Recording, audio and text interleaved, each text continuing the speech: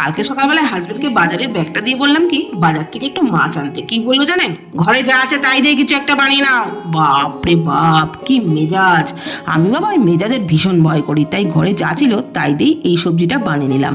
কড়াই তেল গরম করে আলু, গাজর, পটল, ঝিঙে, ঢেঁড়স, বেগুন হলুদ আর লবণ দিয়ে লালচে করে ভেজে তুলে নিলাম। তারপরে কড়াই আর একটু তেল দিয়ে তার মধ্যে 5 ফোড়ন, শুকনো লঙ্কা ফোড়নে দিলাম, দিয়ে দিলাম পেঁয়াজ বাটা, আদা আর কাঁচা লঙ্কা বাটা, টমেটো কুচি, পরিমাণ মতো লবণ দিয়ে টমেটোটা সফট হয়ে যাওয়া পর্যন্ত ভেজে নিলাম। দিয়ে দিলাম সামান্য একটু জল, দিয়ে দিলাম গুঁড়ো মশলা, ধনে গুঁড়ো, জিরে গুঁড়ো, হলুদ গুঁড়ো, কাশ্মীরি লঙ্কার গুঁড়ো আর সামান্য চিনি দিয়ে মশলা খুব ভালো করে কষিয়ে নিলাম।